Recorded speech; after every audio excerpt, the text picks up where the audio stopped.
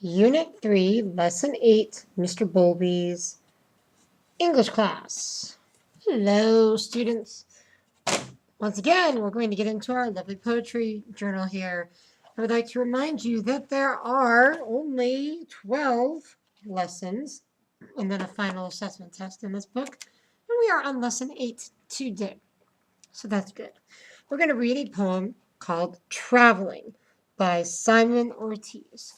It is a poem about a man in a VAH library. That was a Veterans Hospital library.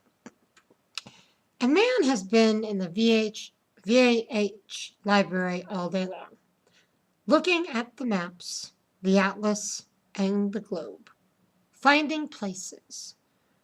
Acapulco, the Bay of Bengal, Antarctica, Madagascar, Rome, Luxembourg, places.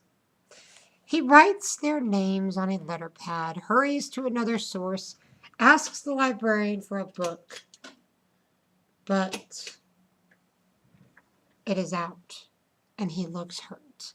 And then he rushes back to the globe, turns it a few times, and finds Yokohama, and then the Aleutian Islands. Later on, he studies Cape Cod for a moment, a faraway glee on his face and his eyes. He is gangrene. He is coyote. He is who he is, traveling the known and unknown places. Traveling. So, this poem is about a man in a VHS hospital.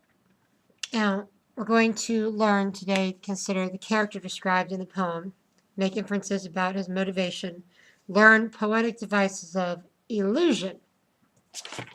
Here's some words for you today.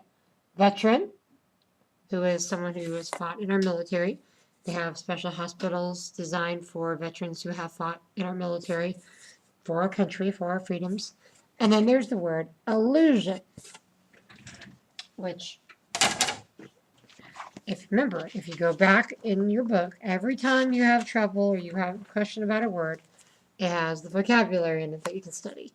An indirect reference to an outside work of art or a cultural figure. That's an allusion. An indirect reference to an outside work of art. So in this lesson, you're going to make inferences based on setting and characters' emotional reactions to events and circumstances. Use details from the poem to construct a reasonable interpretation of the poem and the man it presents. Identify allusions and understand why the poet uses them.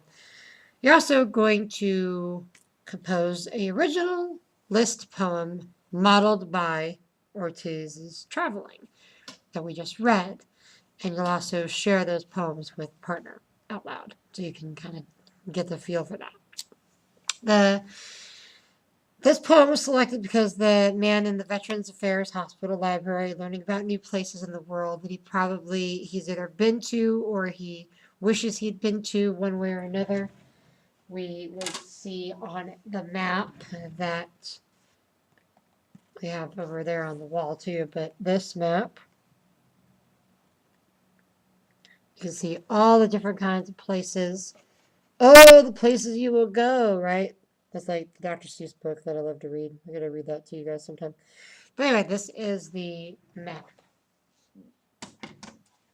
of the world, the whole world. And he's looking at the globe, so the sphere, the actual, globe, to get idea, to see where different things are. And he's looking at books that are based on the different things that he sees. So that's kind of where we're going with this poem.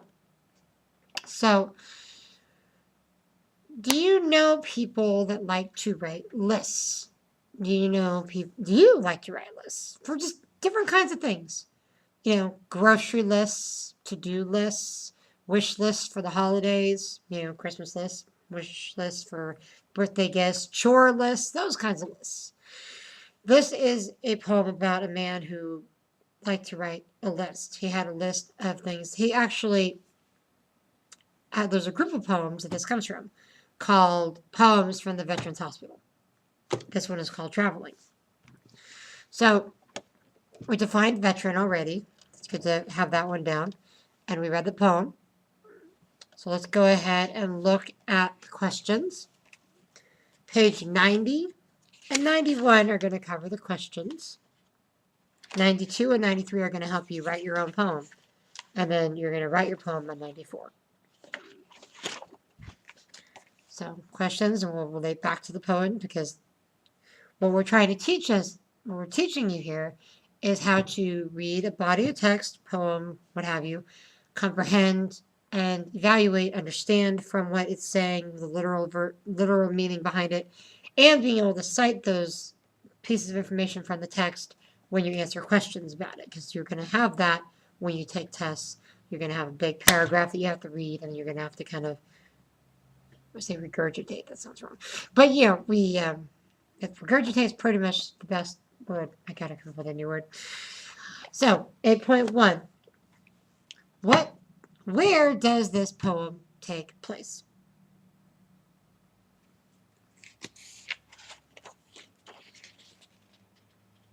The Veterans Hospital.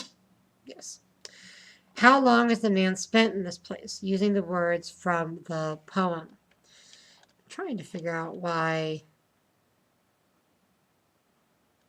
my question is different than the one I had written down here. Okay. Veterans Hospital. He has been there. Let's look back at the poem. It says a man has been at the VAH library all day long. So we know that he has been there all day long. And to be in a library all day long is not hard for me. Some people it might be, but I could stay in a library all day long easily. Then you have the next question. How long has the man spent in this place? That's the first part of the question. Use words from the poem. Move on to question 3. How does the man seem to feel when he learns that one of the books he wants is checked out? Use the poem when writing your answer. It says here that he hurries to ask the librarian for a book, but it is out. He looks hurt and rushes back to the globe. So we know he feels hurt probably because he cares a great deal about the information, the list that he's making, a list of the different places that he's either been to or wants to be or wants to study to go to, for whatever reason that he's in the Veterans Hospital. We don't know, but he's obviously wanting to know more about these places. And then you see it here, verse 4 says, why might the man feel hurt by this? Again, because he wants to know about these things. You always feel disappointed when the book that you wanted is checked out, or the movie that you want is not there, or the favorite kind of pizza that you've had at the grocery store is not there right now. They're not in stock. It's a disappointment. That's the kind of thing. And number 5, we know that the man has been in the hospital library for a very long time. Why might someone who is in the hospital be particularly excited about going to new places? Well, I would love to go to new places because I like to travel. I like to see things. I've been to Israel. I've been down to Mexico several times, up to Washington and Oregon, seen Mount St. Helens. Been, all over. I love going places. I love to see stuff. So we know that the hospital is not the most particularly exciting place to be. So he might feel kind of bored or trapped there. And thinking about going other places gives him a certain feel like of adventure, wanting to go somewhere else, do something different. And number 6 says, how does studying Cape Cod make the man feel? Put your answer into your own words, but explain what part of the poem helped you know this. See, that's again, citing the poem. It's like when you're doing a research paper and you're citing the text that you got information from, or you're paraphrasing and you're citing text. We want you to show us that you know where to pull information from, so that we know you're learning it from the poem itself, and you can comprehend and understand what it's saying. Now, he clearly feels happy about studying Cape Cod because it's far away. It says even here, later he studies Cape Cod for a moment.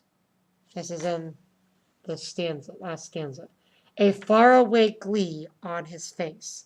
So we know that he's excited, okay? A little section down here.